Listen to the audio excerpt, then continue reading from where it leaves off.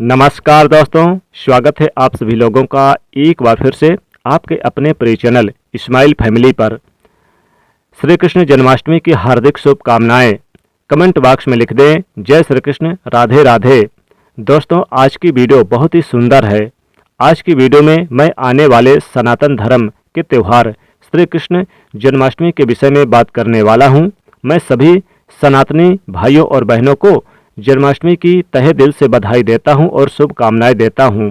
दोस्तों, हम सबको पता है कि श्री कृष्ण जन्माष्टमी काफ़ी नज़दीक आ रही है और जैसे जैसे नज़दीक आ रही है वैसे वैसे हमारे अंदर उत्सुकता बढ़ती जा रही है, क्योंकि हम श्री कृष्ण के सच्चे भक्त हैं। दोस्तों, प्रत्येक सनातनी भाई बहन को भगवान श्री कृष्ण जी से बड़ा लगाव, प्रेम है, प्यार है। वे सबके हितैषी और प्रिय हैं और सबका कल्याण करने वाले देव हैं। तो चलिए बात करते हैं इस खास दिन यानी कि कृष्ण जन्माष्टमी की। तो दोस्तों, कई हजार सालों के पश्चात 6-7 सितंबर 2023 को बहुत ही दुर्लभ और अद्भुत संयोग बनने जा रहा है, क्योंकि इस दिन अष्टमी का पावन पर्व पड़ रहा है। दोस्तों, इस दिन राजयोग, अमृत सिद्धि योग और साथ ही धन लक्ष्मी योग जैसे कई अद्भुत योग बन रहे हैं और इसमें भगवान श्री कृष्ण सबसे अधिक प्रसन्न होते हैं। यानी कि आप भगवान से इस दिन जो भी मांग लें वे आपकी हर इच्छा अवश्य पूर्ण करते हैं, शीघ्र पूरी करते हैं। तो वहीं दोस्तों, भगवान श्री कृष्ण को प्रसन्न करने के लिए जन्माष्टमी के दिन कुछ खास उपाय करने चाहिए जो कि आपकी किस्मत बदल सकते हैं और आपको मालामाल बना सकते हैं। यदि आप भी अपने जीवन में भगवान श्री कृष्ण की कृपा पाना चाहते हैं तो इस वीडियो को लाइक करके कमेंट में सच्चे दिल से राधा कृष्ण लिखना ना भूलें। दोस्तों, आज की इस वीडियो में आपसे बेहद ही सुंदर बात करेंगे। कृष्ण जन्माष्टमी वर्ष 2023 में कब मनाई जाएगी, किस दिन आप जन्माष्टमी का व्रत रखेंगे और कृष्ण जन्माष्टमी के पूजा का शुभ मुहूर्त क्या रहेगा। इसके अलावा हम आपको बताएंगे कि जन्माष्टमी के व्रत का पारण किस समय किया जाएगा और जेठ जन्माष्टमी की संपूर्ण पूजा विधि क्या है। इस दिन में कौन से उपाय हैं जिसको करने से आपकी किस्मत चमक जाएगी और आपकी मनोकामना पूरी हो जाएगी। दोस्तों, यह पर्व भगवान श्री कृष्ण जी के जन्मोत्सव के रूप में मनाया जाता है। भगवान श्री कृष्ण का जन्म भाद्रपद माह के कृष्ण पक्षी अष्टमी तिथि को रोहिणी नक्षत्र में हुआ था और उनके जन्म के दिन आज भी काफी धूमधाम से मनाया जाता है। दोस्तों, जन्माष्टमी के दिन भगवान कृष्ण की आरती रात 12 बजे की जाती है और घंटे घड़ियाल बजाकर उनके जन्म की खुशी बांटी जाती है।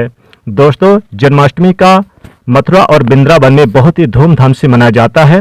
खासकर मंदिरों और घरों में लोग बाल गोपाल के जन्म का उत्सव का आयोजन भी करते हैं और बाल गोपाल के लिए पालकी सजाते हैं। ऐसी मान्यता है कि भगवान विष्णु जी ने धर्म की स्थापना करने के लिए श्री कृष्ण के रूप में जन्म लिया था और इस दिन मंत्र का जाप, श्री कृष्ण का स्मरण करना अत्यधिक फलदायी होता है। दोस्तों, शास्त्रों में जन्माष्टमी का व्रतों का राजा भी कहा गया है। भविष्य में इसके संदर्भ में उल्लेख है कि जिस घर में यह व्रत किया जाता है वहां अकाल मृत्यु, गर्भपात, दुर्भाग्य तथा कलह से पीड़ित नहीं होता और जो भी इस व्रत को एक बार कर लेता है वह दुनिया के सभी सुखों को भोगकर विष्णु लोक में निवास करता है। दोस्तों, इस दिन पूरा दिन भर यानी कि उपवास रखते हैं। आपको बता दें कि जन्माष्टमी का व्रत अष्टमी तिथि से शुरू होता है और इस व्रत का पारण नौमी तिथि में ही करना चाहिए, तब इसका पूरा फल होता है। और जो लोग इस व्रत को रखें उन्हें रात में हल्का सा सात्विक भोजन करना चाहिए, साथ ही ब्रह्मचर्य का पालन करना चाहिए। दोस्तों, जन्माष्टमी के व्रत के दिन कुछ लोग निर्जल रहते हैं तो वहीं कुछ लोग फलाहार करके इस व्रत को पूरा कर सकते हैं। दोस्तों, जन्माष्टमी के दिन प्रातःकाल जल्दी उठकर स्नान आदि करके स्वच्छ वस्त्र धारण करें। इसके पश्चात पूर्व या उत्तर दिशा की ओर मुंह करके बैठ जाएं और अपने हाथ में थोड़ा सा जल, पुष्प, अक्षत ले और जन्माष्टमी का संकल्प करें। इसके पश्चात भगवान कृष्ण की पूजा करें। आपको बता दें कि भगवान श्री कृष्ण की पूजा निशीत काल यानी कि आधी रात में करने की परंपरा रही है और किसी किसी घरों में रात 12 बजे भगवान श्री कृष्ण जी का जन्म भी किया जाता है। तो ये जो लोग श्री कृष्ण का जन्म रात में करते हैं वो नाल छेदन भी करते हैं। तो उनके लिए बता दें कि 12 बजने से कुछ घंटे पहले ही कुछ पत्ते वाला खीरा ले लें और इसको थोड़ा सा काटकर लड्डू गोपाल को बिठा दें। फिर जब 12 बजे तो भगवान को उस खीरे को बाहर निकालकर एक सिक्के की मदद से खीरे को काट दें। इसे नाल छेदन कहा जाता है। इसके पश्चात सबसे पहले जल से स्नान कराएं, पंचामृत से दूध, दही, घी, शहद, शक्कर से स्नान कराएं। तत्पश्चात गंगा जल से स्नान कराएं। फिर जल से स्नान कराने के बाद साफ कपड़े से पोंछकर सुंदर चमकीले वस्त्र धारण कराएं और उनका श्रृंगार कराएं। इसके बाद उन्हें झूले या फिर सिंहासन में विराजमान कराएं। ध्यान रखें कि भगवान श्री कृष्ण के नाम का जाप करें या राधे राधे बोलते रहें या फिर श्री कृष्ण के किसी भी मंत्र का जाप करें। दोस्तों, अब आप लड्डू गोपाल की विधिवत पूजा करें, तिलक लगाएं, फूलमाला अर्पित करें और उन्हें भोग लगाएं। भोग में आप माखन, मिश्री, पंचामृत, नारियल से बनी मिठाई या फिर धनिया की जो पंजीरी है उसका भोग जरूर लगाएं। ध्यान रहे उसमें तुलसी का पत्ता जरूर डालें। इसके बाद भगवान श्री कृष्ण की आरती जरूर करें। लड्डू गोपाल को इस दिन झूला जरूर झुलाएं। दोस्तों, जन्माष्टमी की रात को लोग रात्रि जागरण करके भजन, कीर्तन एवं सोहर आदि भी गाते हैं। इससे आपको शुभ फल की प्राप्ति होती है। आपको बता दें कि कुछ लोग रात्रि की पूजा के बाद अपने व्रत का पारण करते हैं और कुछ लोग अगले दिन सूर्य उदय के बाद अपने व्रत का पारण करते हैं। ध्यान रहे कि आप प्रसाद खाकर ही अपने व्रत का पारण करें। तो दोस्तों, चलिए अब जानते हैं कि साल 2023 में जन्माष्टमी का व्रत कब मनाया जाएगा। तो आपको बता दें कि जन्माष्टमी कृष्ण पक्षी भादव कृष्ण पक्षी अष्टमी तिथि इस बार 6 सितंबर को पड़ रही है। ये कृष्ण जी का 5250वां जन्मदिन है। ऐसे में ये 6 सितंबर को दोपहर 3:37 से शुरू होगा और 7 सितंबर को शाम 4:14 तक रहेगा। तो दोस्तों, इस दिन सुबह 9:20 से रोहिणी नक्षत्र शुरू होगा। ऐसे में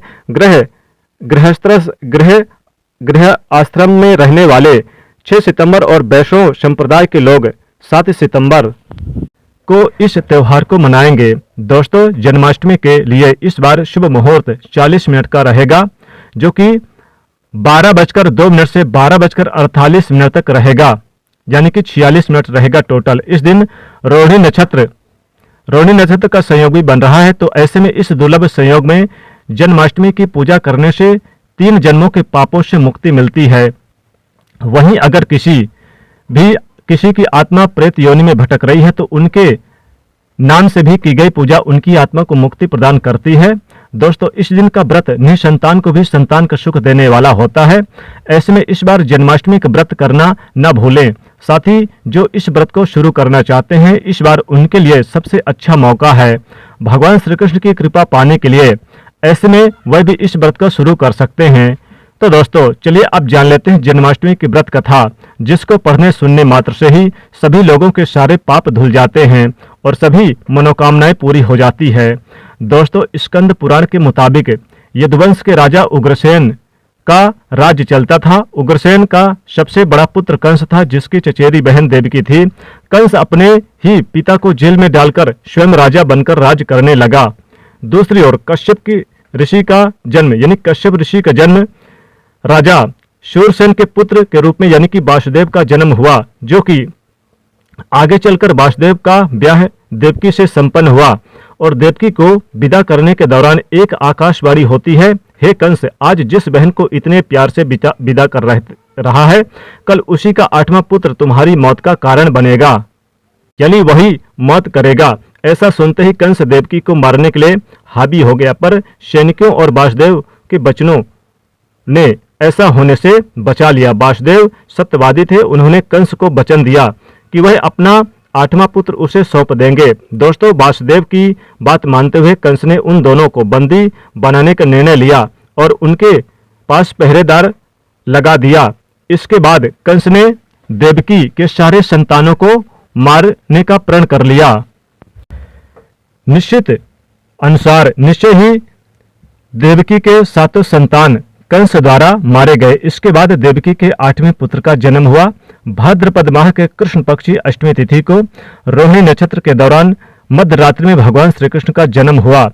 बालक के जन्म लेते ही जेल की कोठरी प्रकाशमय हो गई। साथ ही एक आकाशवाणी सुनाई भी दी कि तुम बालक को गोकुल में रह रहे नंद बाबा के यहाँ छोड़कर आओ और वहाँ एक कन्या का जन्म हुआ है, उसे तुम यहाँ लेकर आओ।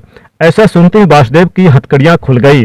वह तुरंत एक टोकरी में श्री कृष्ण को रखकर इसे माथे पर लादकर गोकुल की ओर निकल पड़े। रात्र में यमुना नदी पार करते समय यमुना नदी उफान पर आ गई। फिर चरण स्पर्श करते ही वह पुनः यमुना नदी शांत पड़ गई, नीचे चली गई। इस प्रकार वासुदेव ने अपने पुत्र को यशोदा मैया के बगल में सुलाकर वहां से कन्या लेकर वापस कारागार लौट आए। तत्पश्चात जेल के दरवाजे अपने आप बंद हो गए और उनके हाथों में फिर से हथकड़ी लग गई। इसके बाद सारे पहरेदार भी उठ गए और कन्या के रोने की आवाज आने लगी। सूचना मिलते ही कंस ने कारागार से कन्या को लाया और उसे मारने के लिए कोशिश की, लेकिन वह आकाश में उड़ गई और बोली, हे मूर्ख, मुझे मारने से क्या होगा, तुझे मारने वाला पैदा हो चुका है। इसके बाद कंस ने श्री कृष्ण का पता लगाकर उसे मारने का खूब प्रयास किया। कई दौरान दैत्य राक्षस भेजे, लेकिन कृष्ण को कोई नहीं मार सका। अतः कृष्ण ने कंस का वध किया और उग्रसेन को पुनः राजा बना दिया गया। और इस प्रकार श्री कृष्ण के जन्माष्टमी की व्रत कथा पूरी होती है।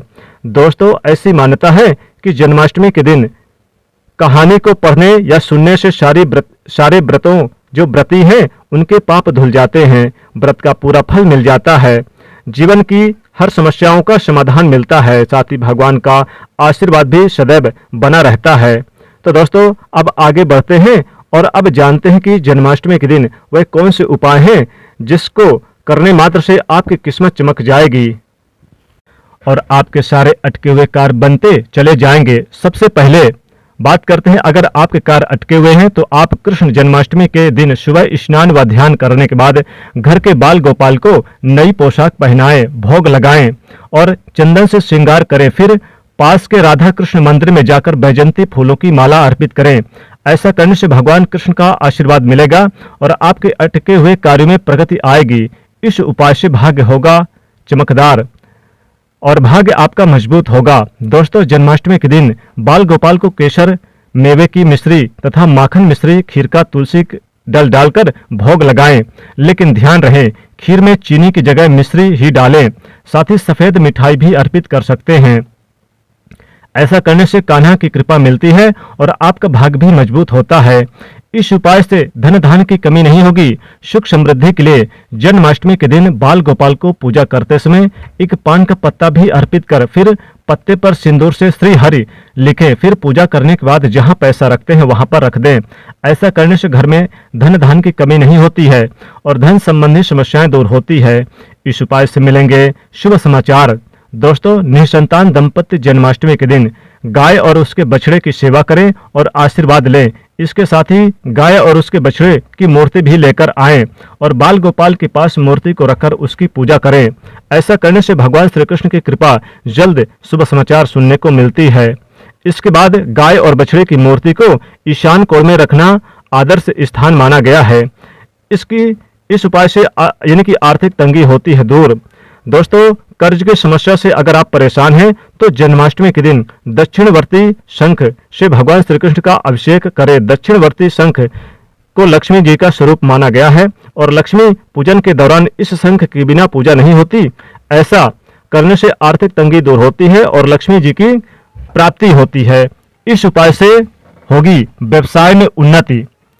दोस्तों, कृष्ण जन्माष्टमी के दिन सुबह शाम यानी कि 11 बार तुलसी की परिक्रमा करें, घी का दीपक जलाएं। इसके बाद 108 बार ओम नमो भगवते वासुदेवाय जय श्री कृष्ण मंत्र का जाप करें।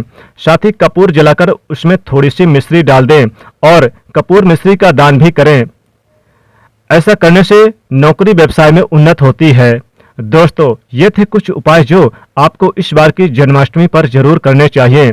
दोस्तों, अगर आप भी भगवान श्री कृष्ण की कृपा अपने जीवन में पाना चाहते हैं तो इस वीडियो को लाइक करके कमेंट में जय श्री कृष्ण राधे राधे लिखना ना भूलें। धन्यवाद। जय श्री कृष्ण।